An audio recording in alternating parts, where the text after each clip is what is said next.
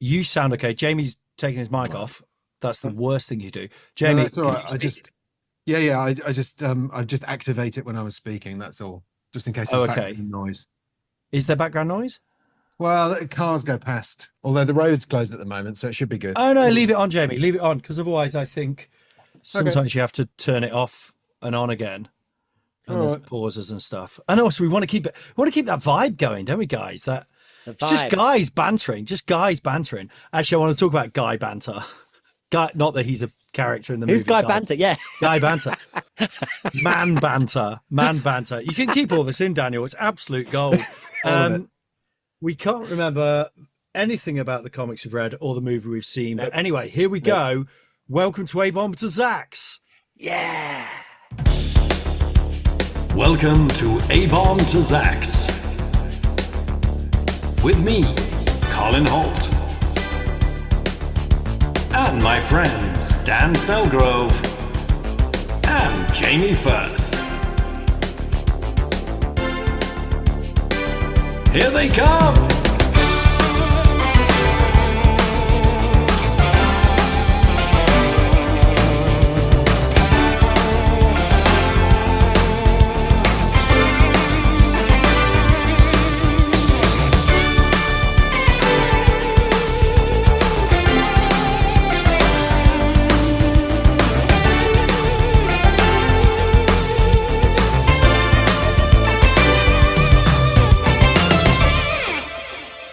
Thank you for listening, everyone. Hello. We're back. The original trio, the three amigos. Here we are, the three musketeers, the 1/3 of the Serpent Society. It's myself, Colin Holt. Here I am. It's, abombtozzzax, my favorite Marvel character. This is my journey through the thing I love the most in life, apart from my family, etc., the Marvel Comics universe. I'm doing a podcast every week, exploring it, understanding it, and in a way, I guess, trying to understand myself and the world around me. Maybe, I don't know, maybe not. Not at all. That is not part of it. That was meant in a humorous way. Which that reminds me of something I want to ask you in a minute, Dan. But so we're looking at different characters from the Marvel universe. There's a thing called the Marvel Unlimited app. We're not sponsored by it. I wish we were, but you can go through every single character on there. That's what I did. I put them in A to Z, and now we're doing it bit by bit. But we're also jumping around when movies come out and such. Joining me, two people not particularly Marvel Comics fans, dare I say it. They're not averse to it, but I'm trying to basically, a thing I've been trying to do since school, I'm trying to pass on the affliction like a poor leper in medieval society. I'm trying to please take this. Tell me I am good. Tell me it's a good thing to spend my life reading these. Or like a sort of weird preacher man trying to, I'm right though, aren't I? That sounds a bit more like a Daily Mailer. But anyway, the point is, I'm trying to get my mates into Marvel Comics by getting them to read them occasionally. And then we talk about the characters. That was the best introduction I've done so far. Joining me, he spent many years trying to rebuild his tarnished reputation. But no matter how far he gets, he ends up losing it and just smashing everything around and waking up in jail. It's my dear friend Daniel Snellgrove. Furious, so much manness coming on. I'm heating up. You are heating up, getting red. Yeah, There's fire in your belly. God, just forgive me. Fire in your belly, lad. What? Let's introduce the other chap first, of course. He's a big fan of lists, HR, organizing people. It can get a little bit like, all right, Jamie, we get it. We get the itinerary and the schedule, but whenever you end up in jail, he will always turn up and teleport you out of there. It's Jamie Firth. I'm 96% sure that that's a thing.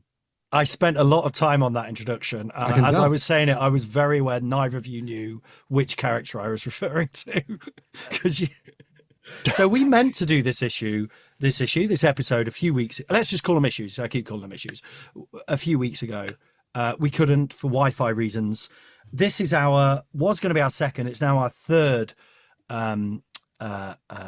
look through the movie. Oh God, what am I saying? What am I talking about? Captain America 4. Yay. Brave New World. It's a Brave New World. It's a bit like calling it Captain America 4 1984, isn't it? Also, Captain America 4. Do you know what? Yeah. There is a Wonder Woman 1984 film. There is, isn't yeah. there? Have you seen that, Jamie? Yeah, it's George Orwell, right? It's I haven't seen that one. I think I only saw some of it. I couldn't watch the whole of it. I don't think it's even related to. What a weird thing to do to call something 1984 and it really not odd. be related to 1984. It's Oh, the it's Wonder not. Woman movie. It's not No. related at all. Then it's got nothing. It's got no like sort of oppressive government type control. I type haven't thing watched going it. on. Nothing. Apparently, it's very, very bad, but I haven't watched it. It's like, I mean, it's rare for me to not watch a movie, but it's got to be really bad. A Marvel Comics movie, come on. Yes, but this week we're talking about a brilliant. We're talking about a brilliant movie all about a very cool, brilliant black actor who is fighting against a scary, oppressive general figure to try and help society and make it a better world. Sorry. Enough about the movie The Creator, which I watched last night on Amazon, which is actually really good.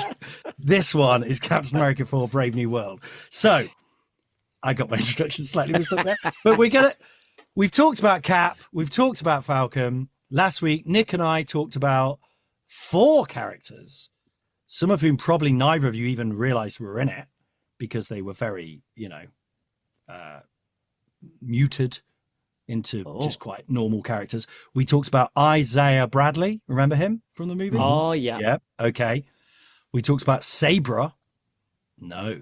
Oh, she was the Israeli Black Widow, basically. We talked about, who else did we talk about? Red Wing, the actual Falcon, who in the movies, unfortunately, is just 2 drones, which is much less fun. And we talked about someone else who I can't even remember, but was a character in it, apparently. Was it Betty Ross? It was Betty Ross, who appears at the end. I'd like to repeat the thing that I found very funny, which I said last week, but I'm not sure I quite got it across. Let me try a second time. There's nothing like telling a joke and explaining this didn't work last time. It's not even a joke. It's an observation. There's a bit where Harrison Ford is looking at some photos of Liv Tyler, who plays Betty Ross, who appears at the end, if you vaguely remember, Dan. And I just like the idea that if you were watching it and you didn't know, as quite possibly you didn't know it was his daughter or anything, but you just think he's a big fan of Arwen from Lord of the Rings, and he's just got loads of, oh, you see, that works better. That works better as a joke. That worked better that time. Dan almost laughed. But just the idea that he's got a load of pictures of Arwen. It's always odd that in movies. I think one of my favorite ones is in Indiana Jones. What was the terrible one? The Crystal Skull. The Indiana Jones Crystal Skull one. So Sean Connery was asked to reappear in it and didn't want to do it.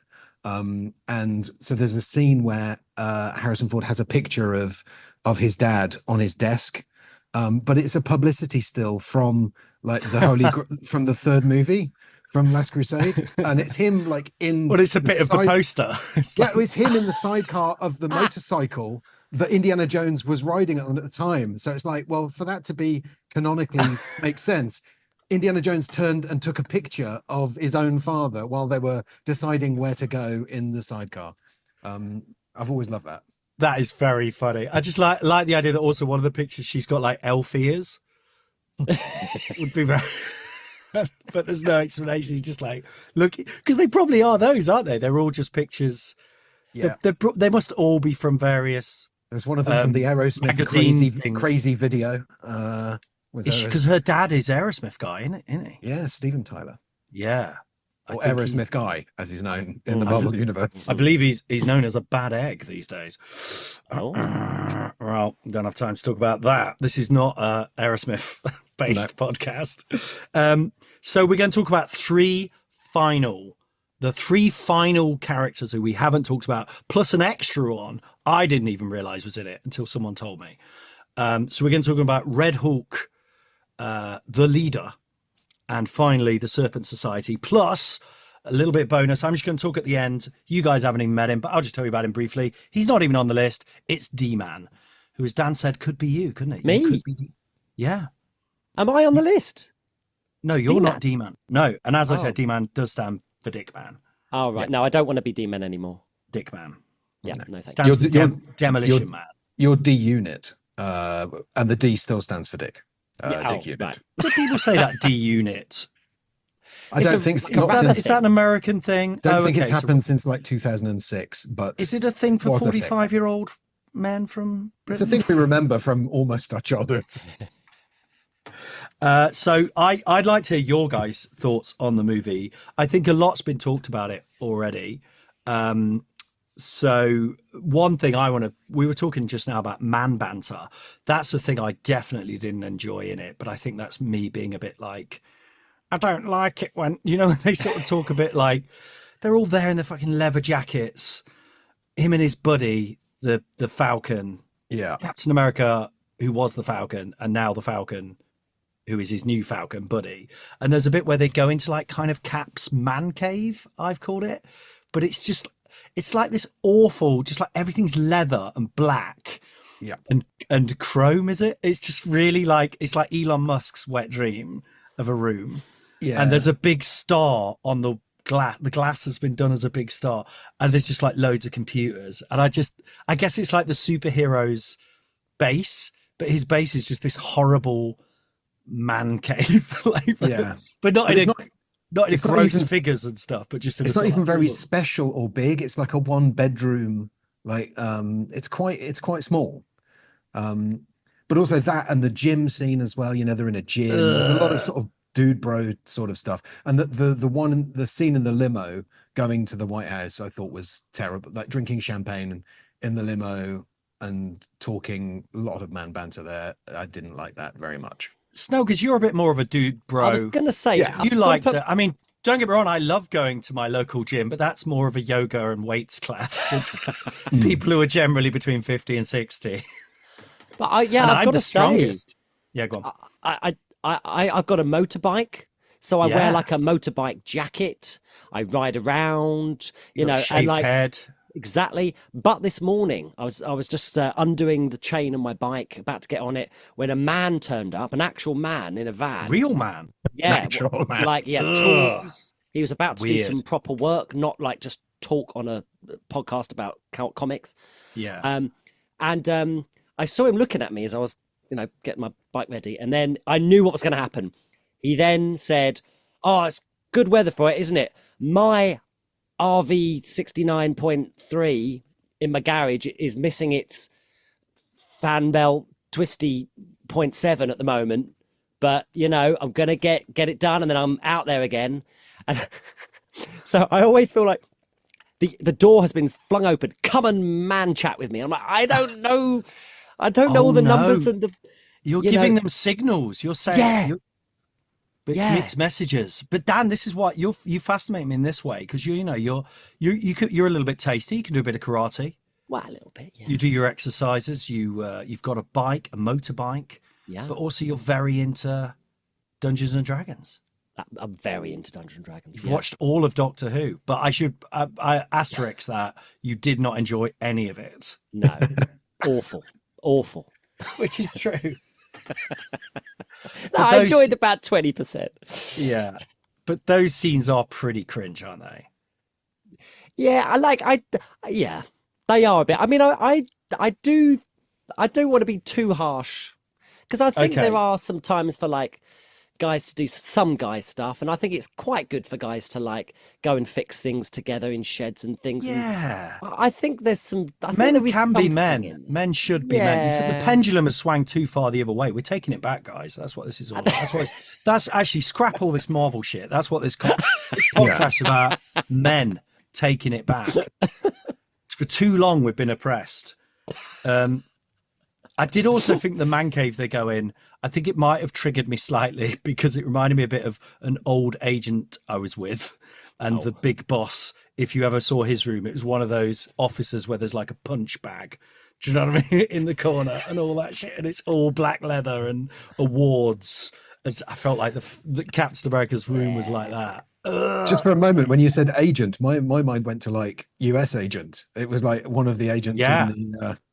in the actual Marvel universe. Well, that's it. I would expect US agent actually, who is a dick, who is he's, you know, known as, his whole thing is that he's kind of a bit of a bell end, for want of a better phrase, you know. Who's this? He's the US agent. You've seen the US agent. What's that? Why am I calling him the US agent?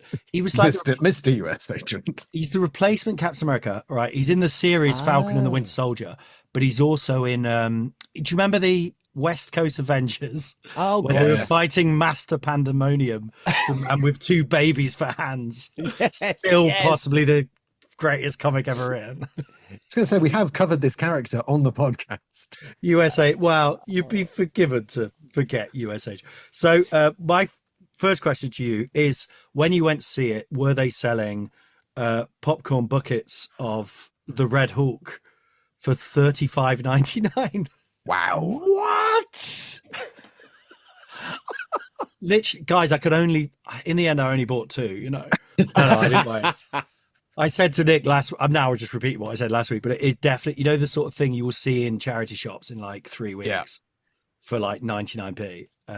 Just really cheap plastic, like a whole, just his like chest and head, and you put it on your lap and eat popcorn out of his back. It's really... I think last time I went to the movies and saw one of those things, I actually asked the guy behind the counter, I said, like, how many of these do you sell? And he said, no, not many. And I think that one was for Wicked. I think it was like a pink and green one, but they seem to do them for like every big movie that's coming along. It's real sort of, you know, pound shop quality stuff as well. There's a lot of plastic being piled up. Yeah, because I was like, sir, could you pass me one of those, please? I want to have a little feel before I buy. No, that's very poor quality, you know. Anyway, so Red Hulk, first of all, lovely Nick has given us a quick history, which I'll read out. He's written it for us. He's a kind boy. He first appeared in Hulk #1, 2008. He was created by Jeff Loeb and Ed McGuinness as Red Hulk, but originally, of course, as we all know, I don't think it's a spoiler by this point, he is General Thunderbolt Ross, Hulk's long-term nemesis, sort of like what J. Jonah Jameson is to Spider-Man, but with a whole bloody army behind him. So originally he was created by Stan Lee and Jack Kirby, as in they created Thunderbolt Ross. Height is 7 feet. No. And his weight is 544 kilograms. Oh, this is Red Hulk. This is not Thaddeus. This is Red Hulk. No, that's when he's Thaddeus, right? Yeah. I got very confused then. No wonder he was pregnant. What about the end? we're skipping around a lot, but what about the end? When he shrunk back down to Harrison Ford, I applauded the actor's bravery of being there semi-naked as Harrison Ford, this 80-year-old man. You could see all his ribs and his sort of like wonky elderly body. I say wonky. Yeah. That sounds very derogatory. I'm talking about one of my absolute heroes in Harrison Ford here. But I was glad they didn't sort of like CGI him as sort of, you know, muscly sort of. They could have put Steven Seagal's body on him. That's probably quite, before, didn't they? Quite portly now, isn't it? In that latest Indiana Jones movie, they CGI'd Harrison Ford as like the young Indiana Jones, and like the opening like 20 minutes, he's young Indiana Jones, not young Indiana Jones, but you know, Indiana Jones as he was in. They de-aged him, is the correct. Yes, let's do that. Technical term. They de-aged him with computers, and they could have done that again, but they didn't, and that's good. They didn't. They showed a very frail old man who was probably really like, "Is it lunch yet?" Yeah. I don't really know what this is. But you know, Ali McBeal. Ali McBeal wants another helicopter or something. I like that. Sounds terrible, doesn't it? But yeah. I like that about Harrison Ford at the moment. Like everything he's in, he's kind of he is just up from a nap and very grumpy. Like he's not pleased to be in any of these things, but he'll take part, but then he's off.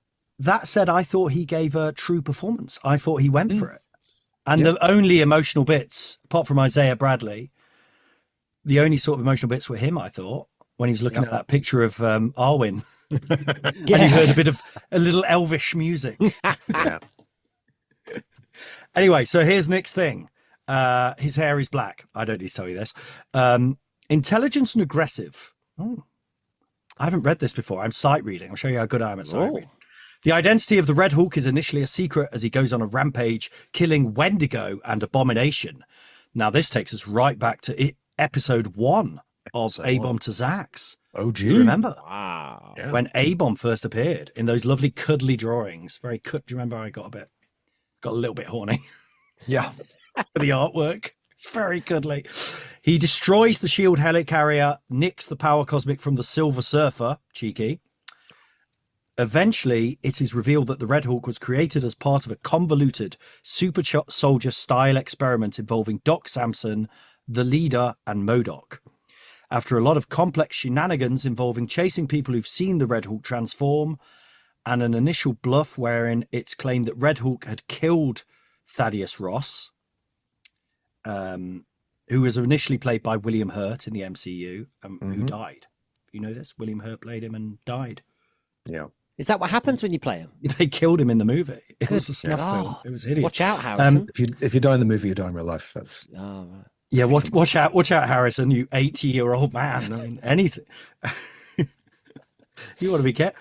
It is revealed that the Red Hulk was in fact General Ross all along, and that the Ross that had got killed was an LMD, which anyone want to guess what that stands for? LMD. Oh, we've seen these before, haven't we? You've seen them before. They pop up a lot. Lookalikey man devastator. Dude. That's right. Looky-likey man dude. Looky-likey man dude. A looky-likey man dude walking down the street. Oh, and that his daughter has also been turned into Red She-Hulk because apparently everyone's a Hulk these days. But we'll come to that next time. Oh, that's my real rage, that. Oh. Yeah. Oh, yes. Okay. I knew you wouldn't like that. I knew you wouldn't like that. For Dan, it's all about strength levels. Yep. It's all about... Okay. Finally, unlike Bruce Banner, Red Hulk can transform at will, but has to have a bit of rest if he gets too hot. Plus, his moustache disappears when he hulks out. It comes back when he becomes Ross. A very a dreadfully shit idea that they took out of the film. Also, there's another guy called Robert Maverick, who's drawn a bit like Tom Selleck, who also becomes the Hulk later, Red Hulk later, but you probably don't have to worry about him too much. And that is literally all we will say about him. So weirdly, can I ask though, if there's someone who's like Tom Selleck, does he get to keep his mustache? Yeah. Does that, So for some reason, they go to try and create this absolutely pathetic murder mystery story of who is the Red Hulk. It's so bad the way they say, oh, it can't be General Ross because General Ross is there. And then they go, oh, actually, that General Ross was a looky-likey man dude all along. I suppose that's all right. But anyway, but not only that, they make his moustache disappear and come back. But then later when there's another Red Hulk who has a moustache, he gets to keep the moustache. I don't know. That's probably some comment. The writer who writes that is a much better writer. So maybe he's doing some sneaky dig. Right. So let's have it, boys. What do you think? Should we just focus? Should we do a little review of the movie in general at the end? And first, let's just talk about Red Hulk.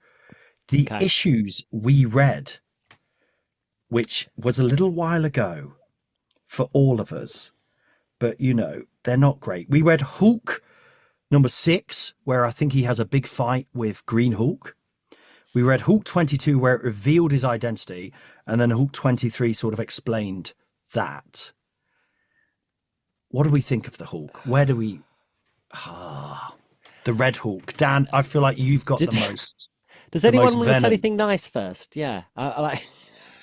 Because I've got, on my list of comics here, I've got the one that we read about the Serpent Society, which I really want to talk about. Yeah, we'll get to that. Don't you worry, the Ghost of Scott Walker's got a song about that. Oh, lovely. I can't wait. But then all these Hulk ones, I'm really sorry. I don't have much nice to say. It just gets worse and worse in my notes. Ooh. I've got, well, something I will say. So I'm going to give you a little bit of context briefly before we jump in. Yeah. This was created by Jeff Loeb and Ed McGuinness. Jeff Loeb is a strange writer. He wrote The Long Halloween. Do you know that Batman comic? This is quite beloved Batman story, which I've never actually thought was that good, but the artwork was incredible. But he was it was pretty good. And then he did this story called Ultimatum, which was set in another universe where he just went mad, and like Magneto causes a flood which kills 80% of the characters. And at one point, it's the most notorious comic for being like unnecessarily extreme. At one point, the Blob grabs hold of the Wasp and bites her head off. It's that kind of like shocking for shocking's sake. And then he created the Red Hulk. So he's someone who, there's not a lot of substance. There's a lot of shock. There's a lot of, it's style over substance. I think at the time people were excited about it, and then quite quickly right, this mystery's dog shit. And I like that he's vicious and cunning. I like the idea of the Hulk, who is kind of evil, but also trying to do good things. But that's it. And I like the design, actually. I think does look pretty cool. I like the black hair. I don't like that he's sort of made of fire, and I don't get it, and I don't think they do either. Which, do you remember Donald Trump saying that about Joe Biden? Do you remember that infamous debate? And Joe Biden said something, and Donald Trump went, "I don't get what he says, and I don't think he does either." Yeah. Oh my god. Anyway, I don't know what he just said, and I don't know if he does either. I feel that a lot, though. I feel there's an inner voice saying that about what I've just said, commenting. So that's what I'll say about Red Hulk. Okay. Well, I mean, I think maybe this is the sort of thing that you have to go on the journey. And obviously, I'm just jumping in saying bum dum dum. Yeah. And maybe there's a point, I'm sort of skipping ahead here, but maybe there's a point where, okay, there's an army of Hulks and that's okay, but it ain't okay for me. It ain't okay for me. I mean, this is the few comics ahead where we get to there. Mm-hmm. So like, there's one Hulk and he's green, and then there's this proliferation where the end point is everyone's a Hulk. And it means nothing anymore. And that's the danger. I think each step, it's like, okay, you're gonna do another Hulk, okay, but you're now making him so he's intelligent as well. He can change at will. Whoa, okay, whoa there, careful. I think he has to have some really, really significant downside. This overheating thing. Tell me, Colin, does this really present a massive disadvantage? Where like suddenly, like, or not? Does it balance it well? What? So as in, I think the Hulk always ends up beating him. I guess when do you remember that comic we read right at the start of this, where he like beats up She-Hulk, and it's quite brutal and quite kind of a Hulk who's actually quite skillful and has a bit of martial arts about him, or he's just like, he's not just a mindless smashing stuff. He's actually using his powers in a directed, decisive way. So it's kind of scary. Yeah. Okay. That's quite interesting. Yeah. It is. But then I think you just gotta be so careful, because like, if you introduce that, I think it's got to be quite brief.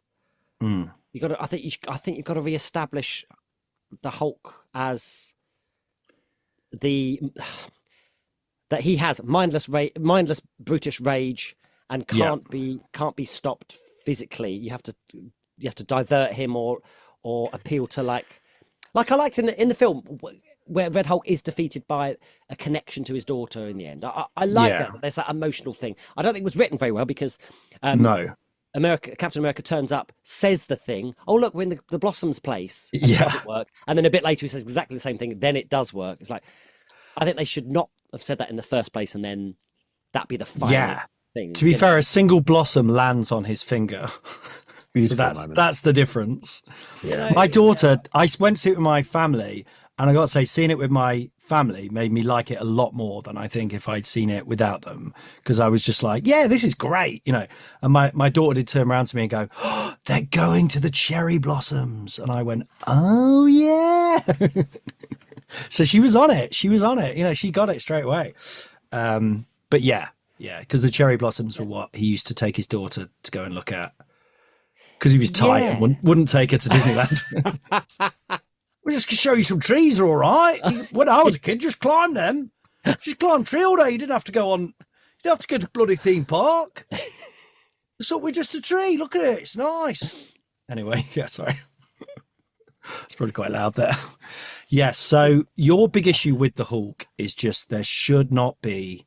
The Hulk is the pinnacle of strength in the Marvel universe. Maybe Thor on a good day can stop him, but even Thor is not there. Otherwise, the Hulk, what's the point of him? Exactly. Okay.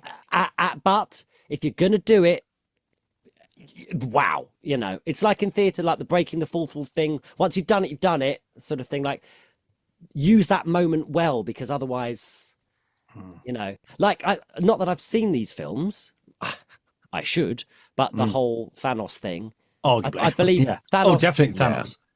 That's fine. That's when it's like, oh Yes. no, I feel awful. But yes, even you can, even Hulk is overpowered by this villain. Oh my God, this is massive. Yeah. That's what I want. So then you're setting a bar of the ultimate nemesis we cannot beat. Whereas this is just like another Hulk. And it's not, again, the comics aren't very decisive as to who's stronger and all that stuff. And also, but that is where I think Jeff Loeb is very cynical as a writer, because that is where it's getting down to like that YouTube kind of who would win in a fight between blah and blah, as opposed to let's tell a story with stakes. Right. And that makes me feel, do you know what? Maybe these are just for little kids. And what am I doing in my life? That kind of thing. Jamie, did you have any thoughts on Red Hulk?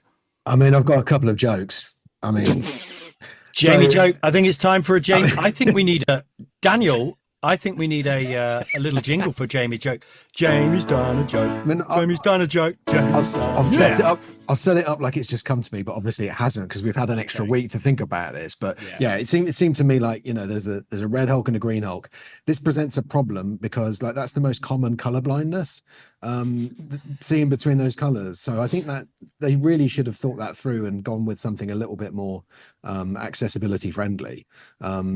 And if you put them next to each other, sorry. Yeah. No, you put them next to each other. It's 3D. Is that what you're going to say? Oh no, is that where you were going? Yeah, that was my next joke. Oh no, sorry. Okay. That's right. Sorry. No, I've got another one though. It's the big thing that I wanted was that it implies that there is an Amber Hulk somewhere out there that kind of says ready to Hulk, but not, prepare to Hulk. So yeah, and those are my jokes. He's a yes, very good. Yeah, very good. If you've started hulking, keep going. Yes, that's Amber Hulk. But if you haven't, safe if you haven't started hulking yet, wait. Yeah. Also, just one thing about the movie that annoyed me the most.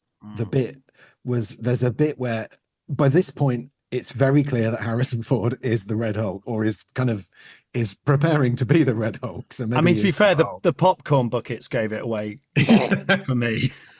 Yeah, and yeah. So, but there's a moment where he's getting angrier and angrier each time he gets angry, and then he has to have a little pill and calm down. But there's a moment where he's sitting at a table and he slams his fist down on the table, and it's a stone table, and it cracks. And there's a great big crack in the table. It's like it's shattered the table. There are at least 6 or 7 people standing nearby that witness this moment, and not one of them goes, "Hey, that's not normal, is it? Can a man just like smash a stone table with his hand?" No one calls it. I mean, to be fair, it is Harrison Ford, but I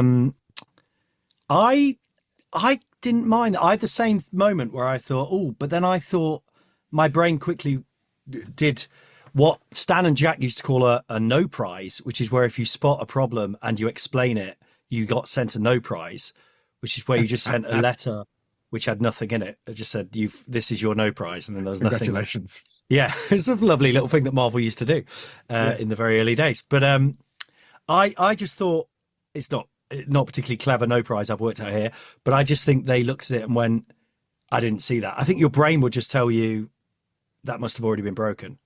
Don't you think? If he picked it up and smashed it in front of them, then you go, oh, okay, this is weird. But I think you just go, I think your brain would make you just accept that happened.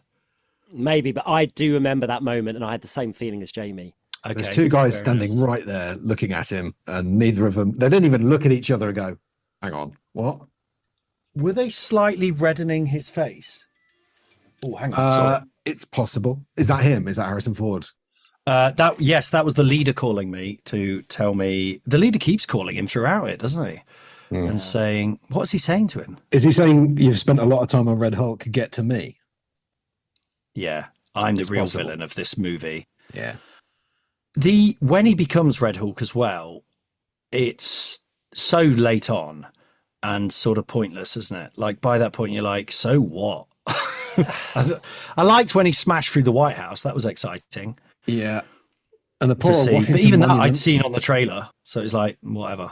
poor old Washington Monument getting it again. I think Did it get it? I think Spider-Man, it got destroyed, and then it felt like, oh, we've just finished rebuilding that, and now there's a Hulk in it. It didn't feel particularly connected. Also, there's a lot of politics that could have been at play there. You know, like Dan, do you remember before that we saw the movie, we read those Falcon comics, and I don't know if you actually read those ones, but because the first one was just a standard adventure, but the one about him who wields the shield, and it was kind of the idea that people won't accept him as Captain America because he's black, and there was kind of they're really cool, you know, genuinely very exciting of the time comics, and this didn't do any of that. It was just when was that? When were those comics? What year roughly? They during the first Trump presidency, I guess 2018, maybe. Yeah. Oh, so is that when Cap hands over to the Falcon? It's in the comics, yeah. Oh, so it is recent. Yes. Yeah. Right, It's not an old thing that happened. Yeah, but they really went into that, and I was talking with Nick last week. But one I definitely recommend everyone to read is a thing called Truth, Red, White, and Black.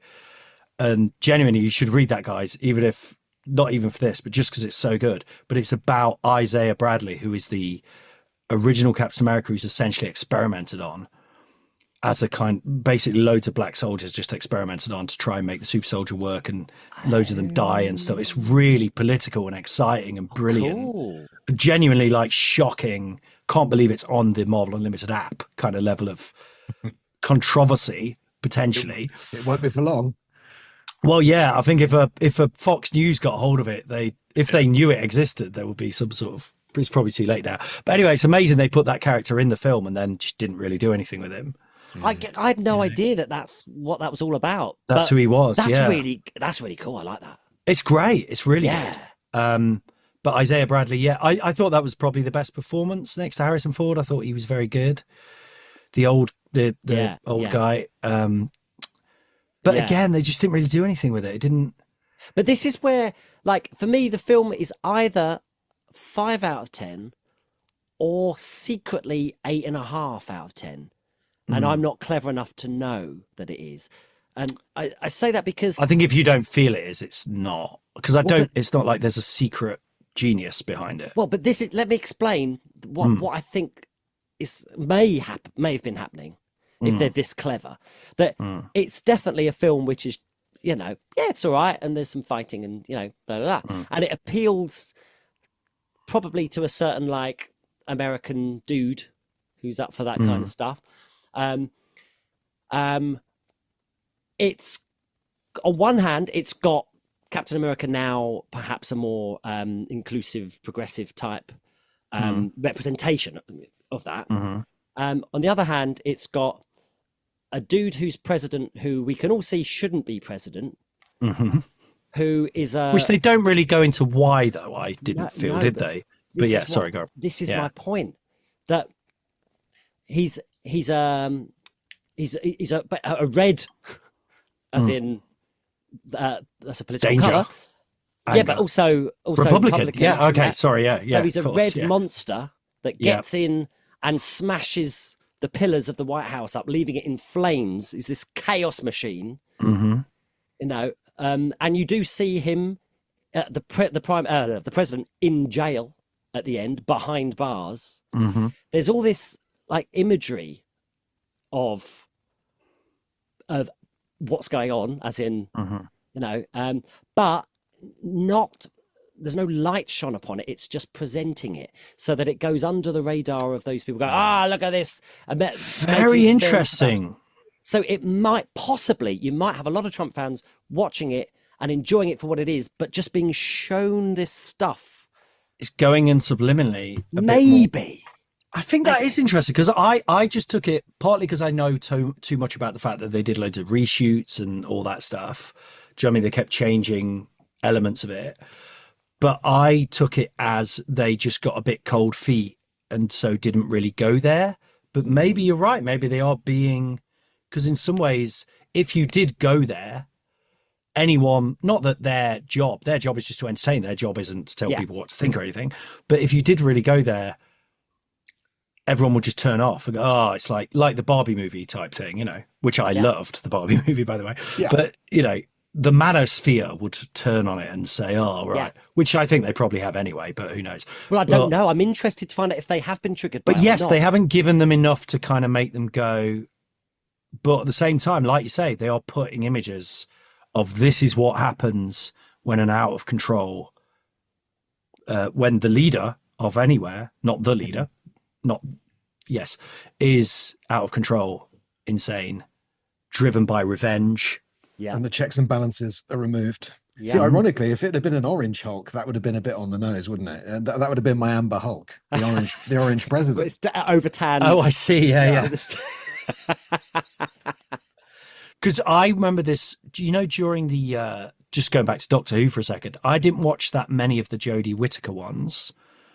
I did watch the last one the other day and I really enjoyed it actually with the kids, but I remember they were very on the nose. And there was one episode where there was a character who was he was played by Mr. Big from Sex and the City, but he was just like such a carbon copy Donald Trump impression, but there was no color there was no cleverness there. It's no subtlety, nuance at all. It was literally just like, and it felt like an education video sort of level of subtlety. Do you know what I mean?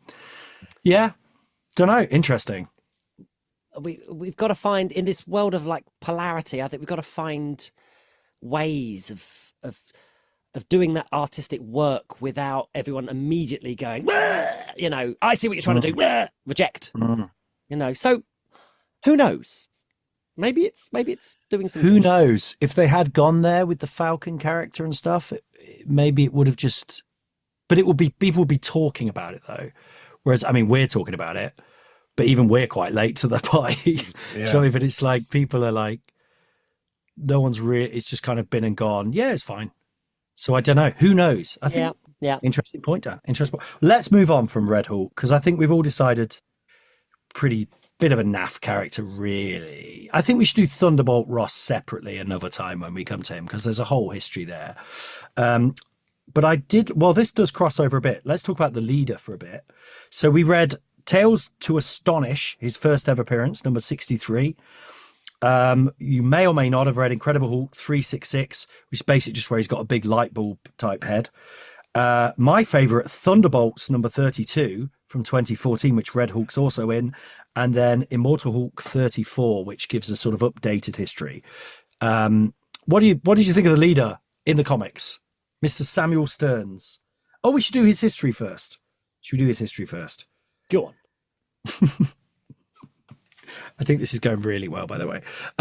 Tales to Astonish 63 was his first appearance, created by Stan the Man Lee and Steve Ditko, who also created Spider-Man. 5'10", not too big. What are you at now, Dan? Height. Are you throwing up? Sorry, you're throwing up. I like the implication that I'm continuing to grow. What am I up to now? Doing all those stretches every day. Yeah, my rabbit Ned got out of his cage this morning and did a stretch. It was really funny. Like I went, I was probably looked like a sort of old man, like having a little. Anyway, are you 5'10"? Are you taller than me? No, I'm 5'8", I think. The leader's taller than you. Well, that's his. I imagined he was quite. A lot of it is his head, isn't it? To be fair, he's only 5'5" without the extension, the forehead extension. A mere 65 kilograms. They've got 65.32 kilograms. Who is working this out? Also, which system is used in the Marvel universe? Is it metric or imperial? Kilograms. So that's metric, right? All right. Okay. Yeah. Right. Well, this is based on, I should probably bloody say, or I'll get accused of plagiarism. That is from the Marvel fandom, is where we get our stats. His real name is Samuel Stearns, originally a high school dropout. Beauty school dropout. Samuel Stearns gets a hefty dose of that magical, mystical substance gamma. Well, I think Nick's doing a little comment there on the science/magic confusion. While working for his brother's company, finds himself a sudden brain box with a literal egghead, possessed of a super high intelligence alongside the traditional gamma irradiated green skin. Styling himself as the leader, he sets out to take over the US government. Natural first instinct of the brainy, soon coming into conflict with the Hulk and indeed ruining Bruce and Betty's first attempt to get married. With schemes involving deftly space stations and prehistoric time travel, the leader frequently finds himself depowered, repowered, even killed and resurrected. As part of the intelligentsia, the leader is responsible for the creation of the Red Hulk and Red Shoe Hulk, and following another depowering incident is brought back as a Red leader and joins the Thunderbolts. It's eventually revealed all gamma mutates are sent to the below place when they die, whereupon the arrival of a green door allows them to resurrect themselves. Nick has put, no, I don't get it either. The leader gains control of the below place, but is ultimately defeated by a couple of different incarnations of the Hulk, where he is once again depowered, back to Sam Stearns, and returned to police custody on Earth. What a history for that guy. But really, just a man with a big head. Yeah. A man with a very big head. That takes a strange turn at the end, doesn't it?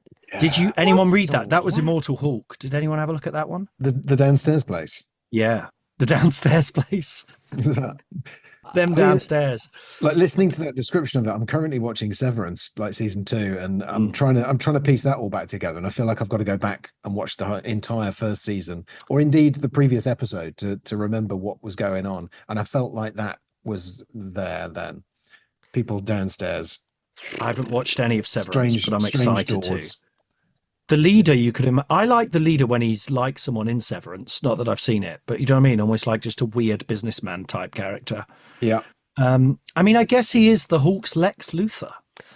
I've got to say, I like this idea. I like the idea of the brain versus body battle, because Yeah.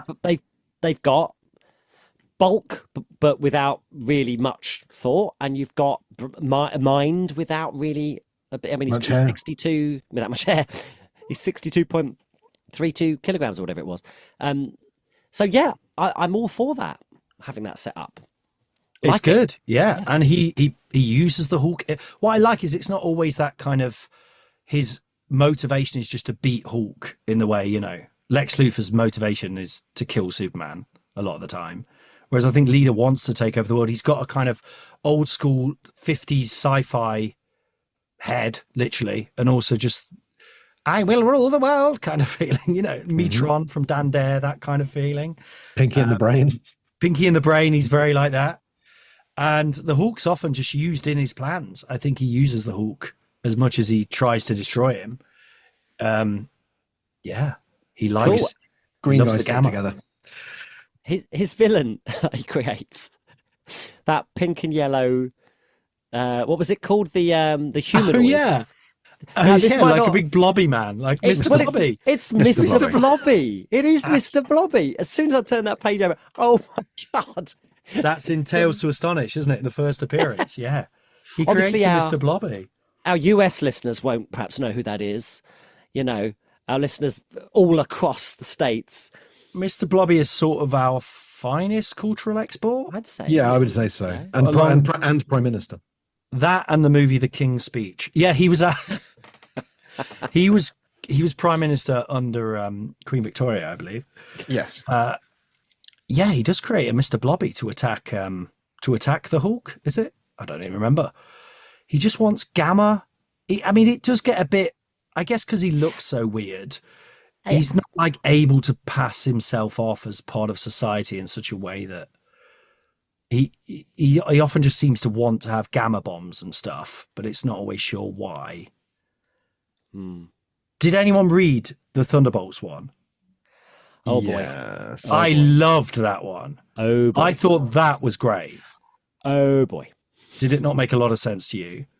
So that was a team of Thunderbolts, which is set up by Red Hulk, where he gets all the sort of badasses of the Marvel Universe, Punisher, Deadpool, Elektra, all those kind of characters, all the wrong uns, and they get up to various stuff. And at one point, they resurrect the leader, but somehow using Red Hulk's stuff. So for that reason, he's red.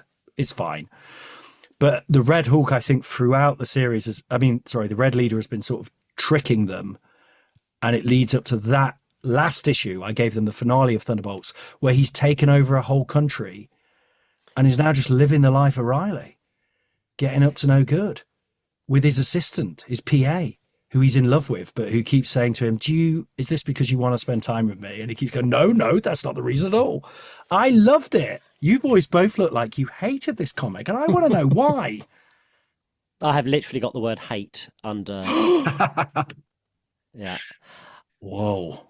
Look, what you've just described there is like the leader trying to use his genius to get with his PA or whatever. I quite like that. That was funny. Yeah, that's fine. I like that. Okay.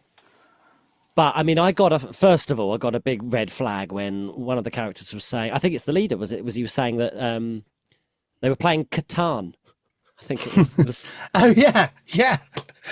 That's funny though. What was the gag? Is that it's like they're playing chess. It's more It's more nuanced than chess.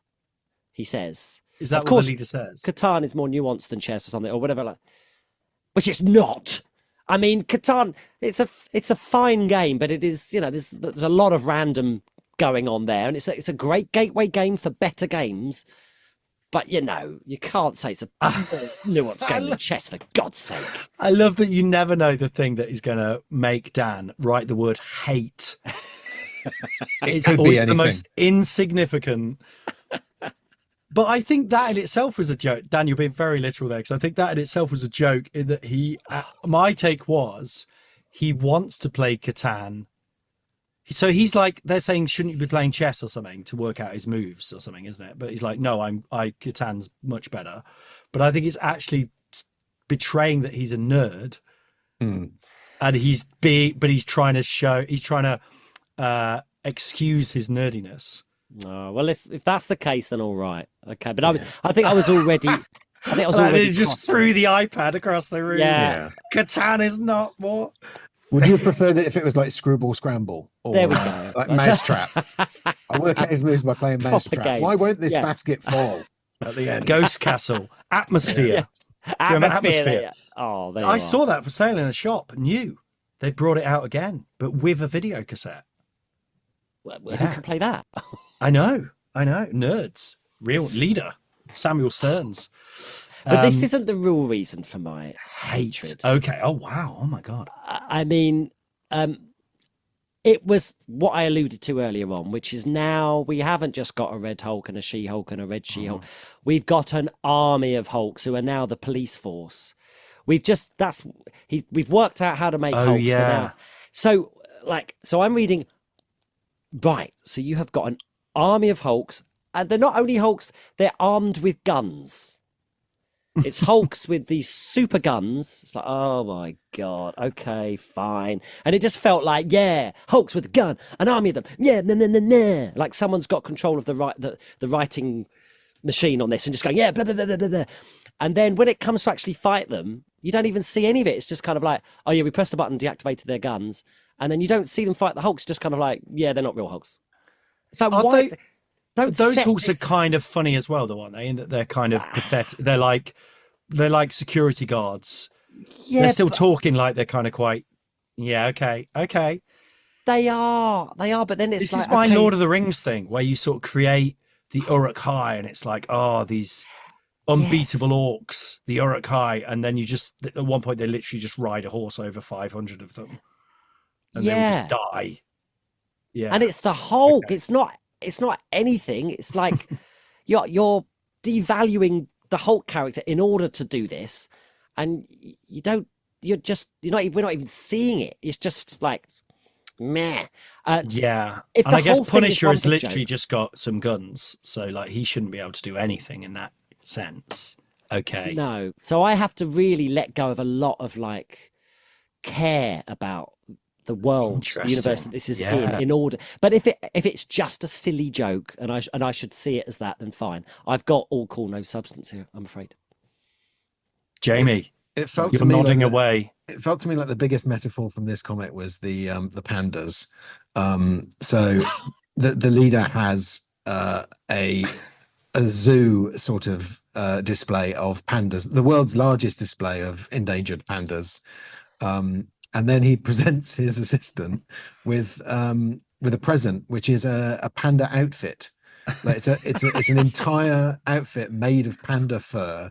So it's like, oh, I didn't get that he was evil until, like, obviously he's endangered species. Like it's the Mr. Burns, like making It is Mr. But you're right. It's Simpsons level humor, isn't Yeah. it? That's which is a good level humor, but like you say, it's not. We But can't it's not without- really it's not- take him seriously anymore. it's not without its comedy, because the assistant's not keen on it, and he says, what's wrong? It's fresh. Just to make sure you know that he's just cut up a panda, or shaved one at least.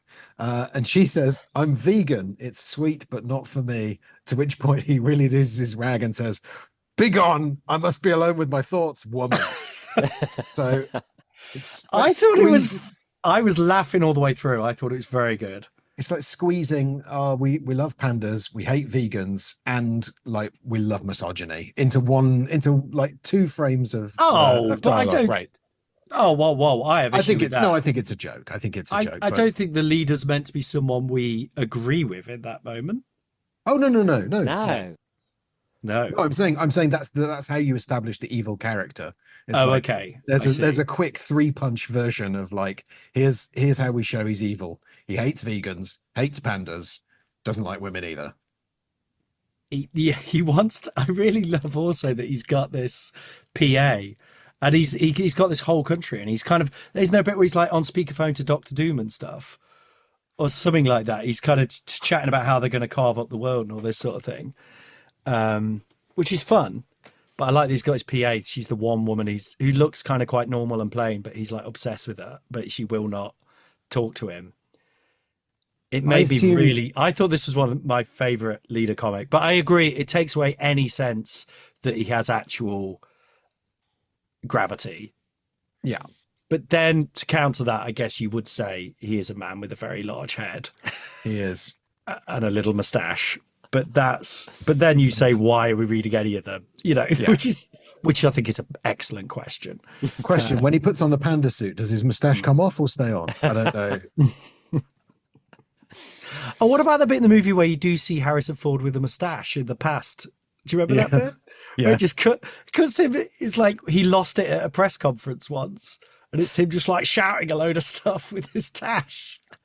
Is that to make, because I She's think shouting "send them back" or something, you know? I think William So- Hurt has a kind of quite a Ned Flanders-y sort of bushy mustache. Yes, he does. In the movies. So I wondered whether that was like, well, we need to acknowledge people won't understand that character is still this character. So just they probably green screened the top of Harrison's lip and Oh, I thought it CG'd looked that like a beautiful very. bushy. I thought it looked like a very much a stuck-on mustache. It's a beauty. Oh yeah. It was huge. And he was just absolutely losing it. I wonder if he was just improvising in that scene. Just having it, just ranting. Because it's kind of where it just cuts to a bit of footage of him on Fox News or whatever, doesn't it? Yeah. Ah, beautiful, beautiful moment. Great. Okay, so the leader, we like him. Oh, I also, at the end of that issue, I genuinely found it a bit disturbing when Mephisto turns up. Because as part of all his stuff, he's apparently also sold his soul to Mephisto, the devil. And then he sort of takes him away and says, we'll sharpen the razor blade, or let's get some razor blades under your fingernails or something like that. Do you remember that bit?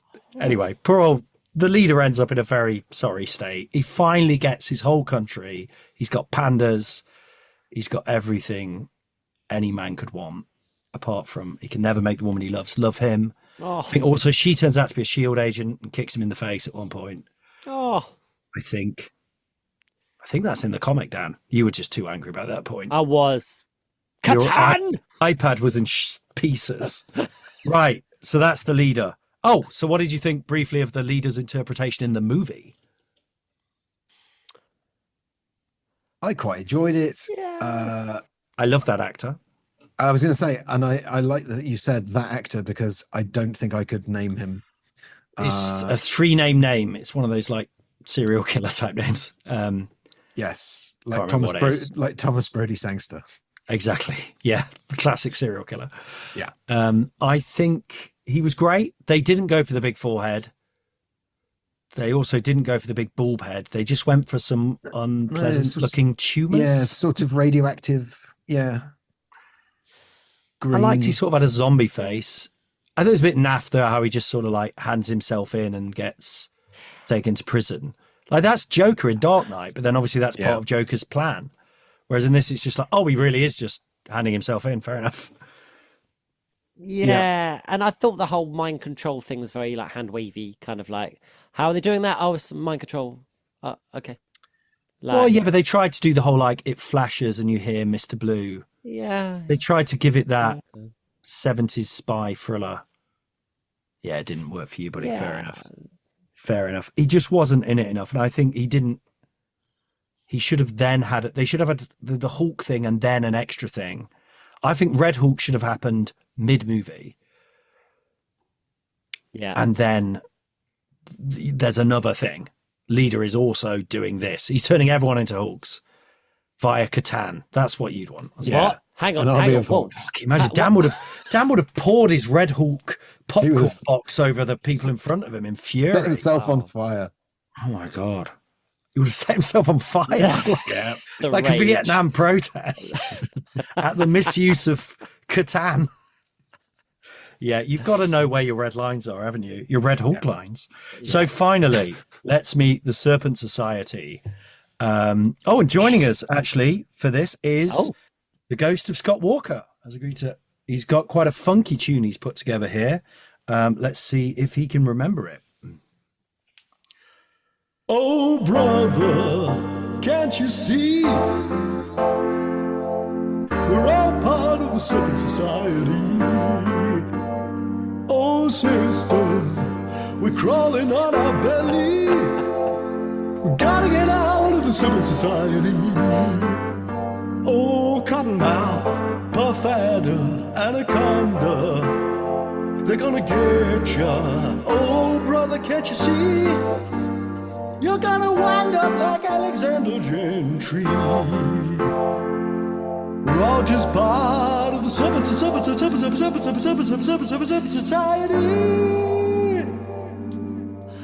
Thank you, Scott. Very good. Scott. Wow.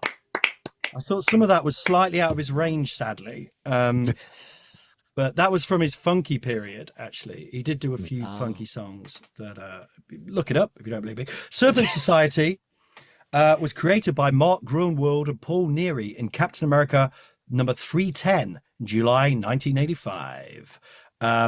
Some members, to just throw at you, the Cobra, the Constrictor, Copper Adder, Copperhead even, Death Adder, another Death Adder, Eel, Sidewinder, Viper, Black Mamba, Black Racer, Boomslang.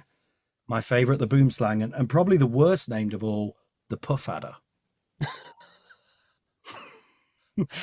Oh. The Puff Adder. That just goes by Sean Coombs. Oh, yes, good. P Adder. He became P Adder afterwards. Yeah, Puff he Adder, P Adder. And also apparently Sidewinder brackets Brian. Not sure there was a Sidewinder called Brian. So the Serpent Society, I think they're great. I love these comics. This is talking about the serious to silly ratio, Dan. I think these are the sweet spot for me. I couldn't agree more. This, compared to that one, the Thunderbolt one that you were talking about, this comic is the funniest comic I've ever read. I laughed out loud several times reading this. This was brilliant. Oh, wow. What lovely. I'd like to point out also, I'm saying it as if I wrote it, but thank you. I'll accept the award. But Mark Gruenwald, who wrote it, I really love, and he's one of those guys who never quite. I did a little Google of him, and he's one of those writers who never quite got to Alan Moore status or anything. Although he did write a famous one called Squadron Supreme that we'll come to in a bit, which is it's nowhere near as good, but it's a bit Watchmen-y, you know, it's in that ballpark. But he was apparently a real practical joker, and he died at age 43 in 1994. 43, a practical joker, and he was such a joker, everyone at Marvel thought it was a joke for ages after he died of a heart attack. And then since then there've been loads of like these lovely tributes. He's always put in comics as a kind of, there'll be a character or a place called the Mark Gruenwald Foundation or something like that, you know. So I thought it was very sweet, but I also made me think, God, so when I worked out when he was writing these, he was like 27. And that gave me that moment that we all have of going, oh God, what was I doing when I was 27? And I realized I was actually writing quite good Edinburgh shows that arguably were possibly better than this. So actually, I felt all right about it. I mean, it wasn't published by Marvel, but you know. Anyway, Serpent Society. There are a bunch of mercenaries who all get together to work for hire. There's a lot of them, isn't there? Hundreds. God. Well, about 30. Tried writing the list, but God, goodness me. It's hard Any to keep track of- favourites? I think, yeah, I've got a list here of like, you know, Anaconda, the strong one. She's going to pound these sissies into mustard. Oh, yeah. She's good. She's big and butch. Big and butch, and there's Mamba, the sneaky, sexy one, and there's a bit when there's a bit when everyone else is like, they're walking out of wherever they are. I think walking out of an office or something. But Cobra, he's still slinking. He's in this kind of like, and everyone else is just walking around, but he still has to do his walk. I thought he was brilliant. Oh, is that because so there's another character we're going to talk about as well called the Porcupine, Alexander Gentry. We have to talk about him because I think this is his only really good issue from what I understand, but what an appearance, what a guest appearance. And I think it's that Porcupine is a washed up supervillain who has got a big suit made out of quills. It's kind of useless. He's been beaten up repeatedly over the years, particularly by Captain America. He's got a big beard. He just looks like a sad sack. And he's trying to just make a bit of money back and sell this costume. It's a brilliant B plot to the story. And so Cobra, isn't he like, he goes, Cobra, do you want to buy this porcupine suit? And then what I love is that the other ones all take the piss out of Cobra. Like, oh, is that your mate, is it? Do you know what it's really funny, but really so like funny. Subtly funny. I really enjoyed it. Yeah. I really enjoyed it.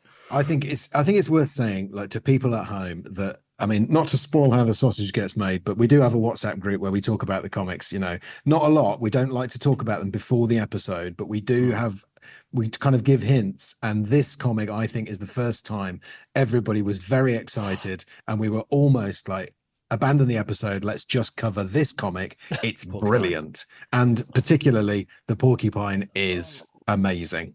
Do you want to tell us a bit about Porcupine, Jamie? Just your feelings about him. Explain what happens. I just love him. He's a classic boob. So he's got this suit and he's trying to sell it, and no one really wants it, and they're all taking the mickey out of it. And I think people should go away and read the comic, but there is a series of events in the comic where Porcupine just cannot catch a break. He's a Clouseau-esque boob. And then he tries to sell its cap to the Avengers. Yeah, if I can't sell it to the bad guys, fair enough. I'll go sell it to Captain. Would you like it? Do you want to buy it? I can't sell it to anyone else. Do you want to buy it? Cap ends up saying, oh, you know where the Serpent Society are based? Because he knows the Serpent Society. And he's like, I tell you what, I'll give you loads of money if you... Which it feels a bit underhand, doesn't it? To just say, I'll give you a load of money if you tell us where they are. Yeah. And they come up with this ridiculous plot where Captain America's it ties himself up essentially, and then the Porcupine says to the Serpent Society, "Oi, I know where he is. Come and get him." Yeah, and they turn up, and he goes, "Aha! It's a sting. It's a sting." So he becomes a goodie. He becomes a hero essentially. Yeah.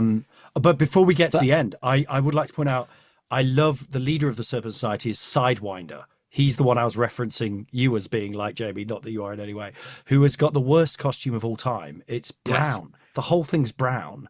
And is that his face or a mask? Either way it looks, it's the shittest costume you can imagine. But he formed them. And I love, me and Nick have talked about this on another episode, how he's just so HR and sort of like rules-based. I don't know if it comes across in this one, but he's not a kind of, you are my minions and will do my, do you know what I mean? He's not like that. He's very much like, okay, we need to make sure a proper schedule. If we're going to do this, we're going to do this properly. Do you know what I mean? He's got that kind of, but yeah, we're criminals. That doesn't mean we have to be disorganized. You know, he's been to college. He's got all the facts about business and all that stuff. I love him. This is presumably why his name Brian is in brackets afterwards. Brian. Right. Just call me Brian. At work, I'm Sidewinder. Outside of work, just call me Brian. I like the idea maybe he gets T-shirts made and sort of has cups with Serpent Society on them, you know, mugs and stuff like that. Yeah. They have bonuses and all that kind of thing, and who's done the best this week.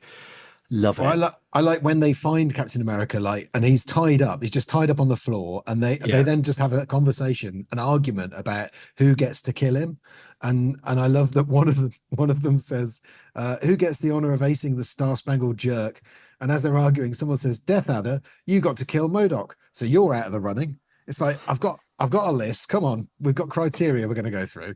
And they're a pretty vicious bunch. They're a nasty bunch of characters, aren't they? Ooh. Yeah. I mean, if you called yourself Puff Adder, you might be quite like, you've got to really live up to that, haven't you? It's like John Wayne, his dad called him Tracy. His real name was Tracy. Was it Tracy? Marion. It was a girl's name. Marion. Who was Tracy? Oh, Tracy was Big Daddy. Oh, no, that was Shirley. Shirley. Who is Tracy? Yeah. But hang on, we can't go past how the Porcupine or how Mr. Gentry got the connection to the Serpent Society. Because Captain America's interested in the fact that you found out where they are, or how did you get the inside track? Well, it goes back to when he was talking to Cobra, and he grabs him and is like, "Oh yeah, do you want to buy my suit?" And he's getting the Mickey taken out of him, and I love this a little thought bubble of the Cobras. He's obviously trying to be like trying to get away from the conversation, and the thought bubble says, "This fellow makes me very uncomfortable. I must get away from him." That's sort of like that sense we all have of like I've left the spaghetti boiling or whatever, and so he just goes, I tell you what, take this card.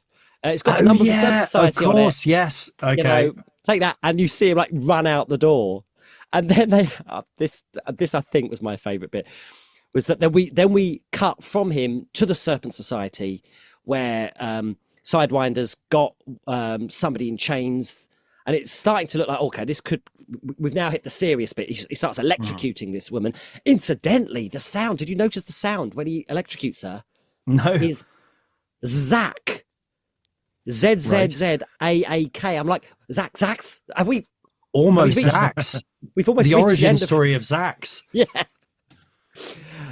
However, no, it was a K. But so we're all like, okay, it's getting serious. They all go in for a meeting with Sidewinder, and then, excuse me, I seem to have an urgent call on an outside line. Sidewinder has to leave the room, and then he comes back in to this super villain meeting. It says, perhaps someone here could tell me how a Mr. Gentry got our work number. Just really funny. This is an unlisted number. That's so good. And then one of them says, "Well, you told us that we got to go out and start giving cards out to people." Yeah. So that we're meant to be drumming up work, for God's sake. Guys, can we all get our burner phones? Come on, don't use your own mobile. Yeah, but also you have to publicise. It's like, which one is it, Sidewinder, Brian? Oh, it's lovely. That I really like what you said about Porcupine being that guy where you just he comes in the room and he really wants to talk to you and just tell you stuff, and you're like, oh no, it's him again. Yeah, really. So I felt so sorry for him. He says I'm a lousy villain. I'm nothing. And not to spoil the comic for anybody. I think we can spoil it because I think that's what we do. Because so at the end, after all of these Clouseau-esque antics, in the big battle at the end, he sort of goes down, and when Captain America gets to him, he says, my luck ran true to form, Cap. I lost again. And he's dying on the floor. And Captain America said, did that woman snake do this to you? He says, no, I did this to myself. She damaged my armor a bit as we scuffled, acid or something. As I tried to escape it, I tripped and fell on one of my own quills. Oh. I don't really care anymore. Stabbed him through the heart. I'm going to die as I lived, one big loser.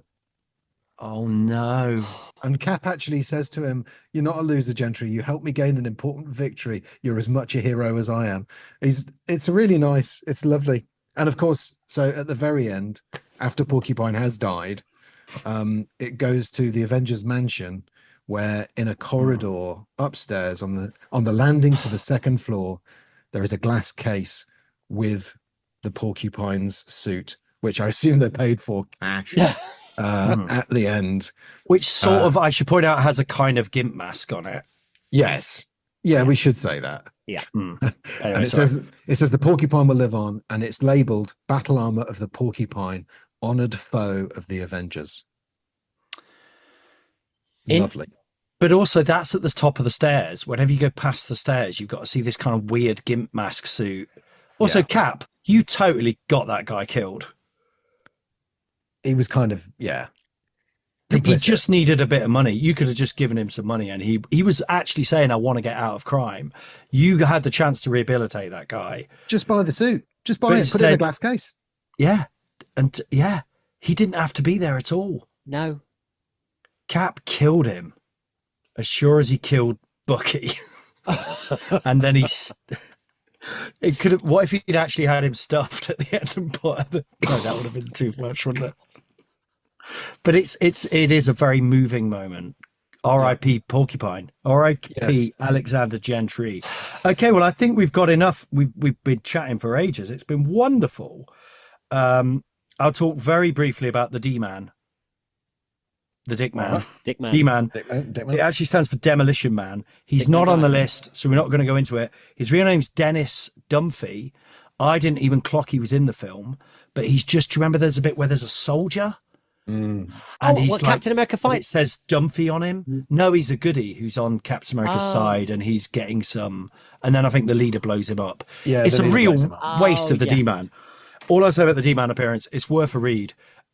He ends up becoming a sort of, again, he ends up like the Porcupine, big beard, he's schizophrenic, he ends up on the streets, all this sort of stuff. He becomes a kind of loser superhero, homeless. He kind of has, his suit is actually a mix of Wolverine and Daredevil's, but they actually say that. They say that he's just like, I just really like those suits, so I just made this. But he's in the, Cap first meets him, he's part of the unlimited wrestling class. And they're like wrestlers. The idea is there's wrestlers in the Marvel universe who have all got superpowers. So they're all like stronger than all, so they can lift like 100 tons and stuff. And he's one of those. And Cap is investigating this crime. And I actually Googled, was Mark Gruenwald gay? Because it is the most homoerotic comic I've ever seen in my life. And it's kind of sweet and funny, but Cap turns up. All the other wrestlers won't believe that he's Cap, so they all just start fighting him. And every line is like an innuendo. It's really it's very funny. It's all incredibly. But anyway, then D-Man's like, get off him, leave him alone. He's the real Cap. And they're like, oh, sorry. And then he goes, listen, you've probably worked up a bit of a sweat. Do you want to go for a shower together? And Cap's like, yeah. And Cap, who at this point I think has a secret identity, just happily goes in the showers with D-Man. And it's so homoerotic. He likes him just takes all his clothes off and his mask. And then they just have a shower together. Not literally in the same shower, but sort of almost like. What year was this comic? This sounds like a 1970s sort of carry on. 1985. But it's not done in a crude way. It's really like. That's why I thought Steve Rogers. Oh yeah, he does. It's not like very. Yeah, it's not like, it's not Carry On. It's like, but it feels like, that's why I was just like, clearly Mark Gruenwald is gay and he's kind of doing a coding. Is that what you call it? Do you know what I mean? It's kind of, but in a very sweet, innocent way. Do you know what I mean? It's not kind of like, oh, but backs against the wall lads type or anything like that kind of thing. It's all, yeah, we'll have a shower together. Come on. And it's very sort of funny. And once I got that in my head, I couldn't just everything look like it. And there's a point where there's a sort of montage scene of them trying to track down these baddies. And one of them goes into a sauna. So it's all this, we went to the usual haunts. There's like Captain America going into this sauna and stuff. It's the most homoerotic thing I've ever seen. But anyway, I loved it. But D-Man isn't on the list. He's not on the Marvel so we won't go any further with D-Man. But if anyone wants to read that comic, I suggest they do. So finally, Serpent Society in the movie, rubbish. It was just a man. It's just a man, isn't it? I mean, it was two men. Was but it? The other man there's a man who had two big daggers at one point, which I guess were meant to be like serpent's fangs. I was doing that desperate thing going, maybe that's like a snake. Is he the guy who fought Cap early doors? Yeah, they have that sort of really, it's quite a Indiana Jones type fight in the big bloke bit. Yeah. Which was felt very boring. The big bloke at the beginning. Yeah, he's part of the Serpent Society apparently. Oh, but I don't know which. Because he gets a few lines. He's kind of like, I was like, okay, you're sort of giving him some airtime. Who is this guy? Is he just a big man? Don't know. I don't think they don't say, oh, that's Puffadder or anything. Oh, right. He's just, yeah. But they do call the main the Juan Carlo Esposito, wonderful actor. Yeah. He's Sidewinder. Yeah. He's Brian. But just a man with a gun and literally just Juan Carlo Esposito, isn't it? Being cool. Such a shame. And you're like, you've got superpower. He's wearing a fucking costume. Captain America's wearing a big red and white costume. Surely what's so bad in them having a great big head that could bite your head off, or having, Did they? Was it that a rattler tail or something? Why is that? I mean, it's no different, is it really? Do you think in the films there's a different contract with how many baddies you can have, if you know what I mean? Like, unless it's like Avengers Assemble, we've got everyone's just like jumping around all over the place, and they're all sort of, like if you had another guy. Would it need a lot more explanation as to, who's the guy who's actually a snake? What's all that about? For people who don't really. Yeah, but you just have like the line where they say, Cap, you've got to bring in that this thing has been stolen by the Serpent Society. Yeah. Who are they? They're a bunch of freaks who all got superpowers from this thing. They dress up as snakes. Do you know what I mean? You'd make a kind of joke of it. Yeah. A bunch of weirdos who dress up as snakes and commit crimes. That's their MO, or whatever. Is it MO? Yeah. Is it MO? Anyway, a wasted opportunity, I fear. Yeah. Finally, it's come to that time where we put these guys in the order. We're going to strike it lucky. We're going to top, middle, or bottom it. For our American friends, that was a UK quiz show in the distant past. Hosted by one of our other prime ministers, of course, Michael Barrymore. Yes. Who really brought a smile to everyone's face. Every Saturday, I'd love sitting down and watching Strike It Lucky. It was my favourite game show as a kid. Yeah. It was basically him walking along, pressing a series of buttons on screens, and you had to guess whether the top, middle, or bottom screen was good or bad. And either it told you to go forward, or it was a hot spot. And what's a hot spot? Not a good spot. Hot spot's not a good spot. Such a bad. So we're going to top, middle, or bottom this. Do we think who's first? Red Hulk, is he top, middle, or bottom? I'm doing this because there's so many characters on the list now, and we don't have time to go through them all. Yeah, let's just say bottom. I want a bottom. We'll say bottom. Yeah. Okay. Well, where does he fit against A-Bomb then? Let's do that. Above or below? Higher or lower? Some characters can be lame, but I think some characters are actually harmful to the fabric of the universe, and I think he's one of them. Boom. Okay. Toxic. Shall we put him below A-Bomb, above Achilles? Yeah. Or below that? Okay. Do we go below Anna Lee? Do we go below Aero? Do we go below the Android Man? I'm not going to fight. I'm not going to give you any uplift to this character. If he's going down, I'm just going to let him plummet. It's down to one of you two to save this. He's not bottom, and but he's there or thereabouts. He's relegation. I'm going to put him fodder. below A-bomb. Okay. Yeah. Just because it's such a naff idea, basically. Next, the leader, top, middle, or bottom. I'm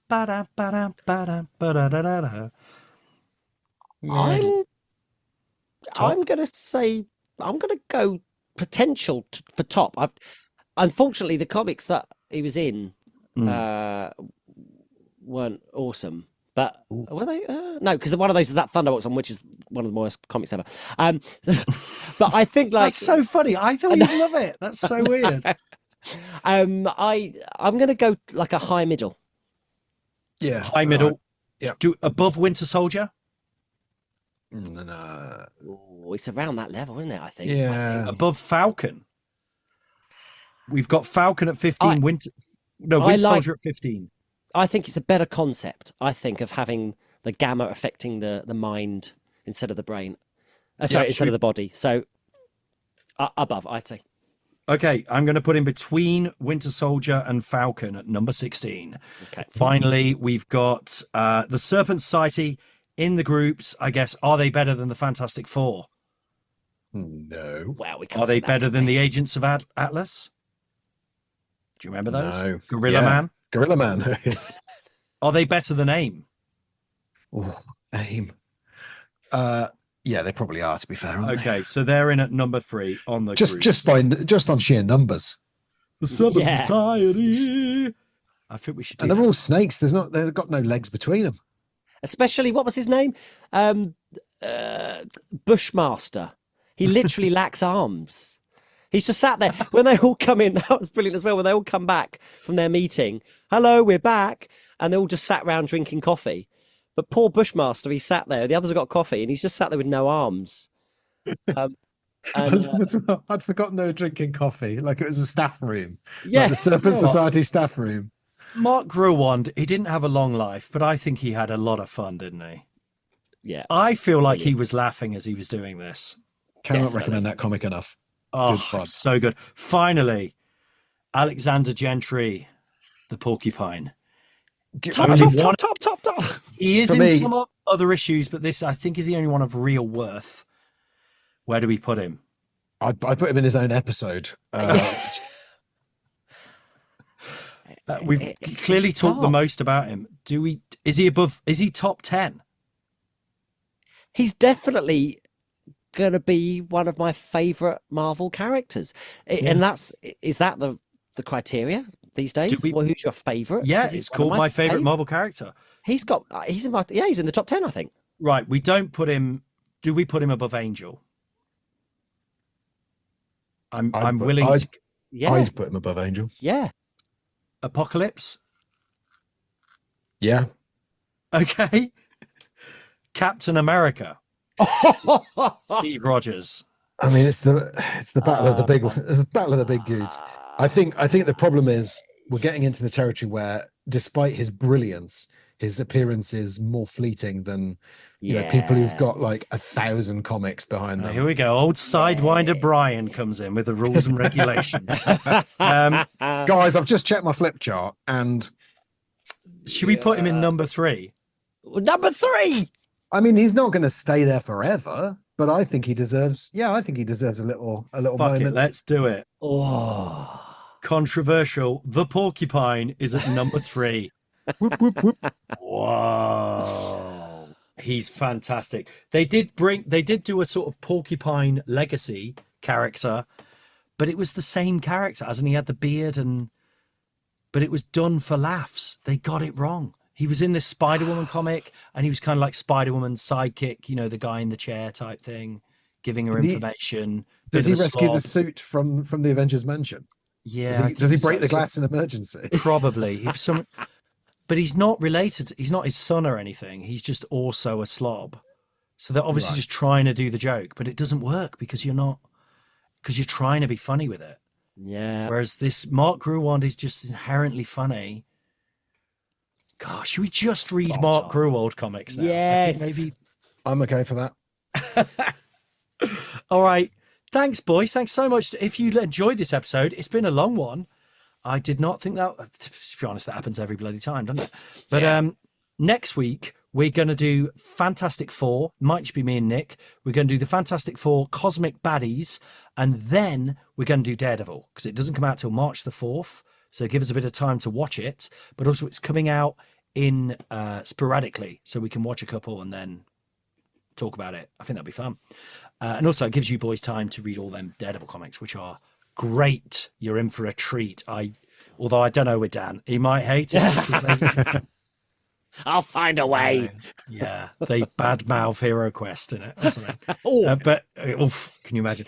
But yes, if you want to support us, patreon.com/abombtozzzax, or you can email Nick at abombtozzzax@gmail.com. He is waiting for your thoughts. If anyone wants to rate, review, or messages, we do have an Instagram account. I can't remember what it's called. I think it's abombtozzzax. We haven't got onto that yet, but this is happening. The podcast is good. It's solid. It sounds nice. It tastes delicious. It's 3 to 4 men talking about comics and everything else. It's good. I'm basically doing subliminal stuff. I'm doing like the leader when it flashes Mr. Blue. Yeah. But I do very basic brainwashing where you just keep repeating, it's good. Or as Gambit might say, c'est bon. It's good. Très bien. Thank you, boys, for your time. Thank you, listeners. And goodbye. Get out. And remember, if you, by the way, are part of a Serpent Society, there is a number to call if you're looking to get out of that life of crime. It's strictly confidential, completely anonymous. Just don't mention it to Sidewinder. If Sidewinder finds out, just don't tell him it was you. Okay. And if you're selling a suit, panda or porcupine, we're in the market. We're in the, oh yeah. I'm going to wear it next week. Right. Goodbye. Goodbye, dear friends. We need a sign off. Excelsior, but that's what they say all the time. R.I.P. Alexander Gentry. You have been listening to abombtozzzax, my favorite Marvel character, with me, Colin Holt, and my friends Dan Snellgrove and Jamie Firth. There they go! Please remember to support us at patreon.com/abombtozzzax.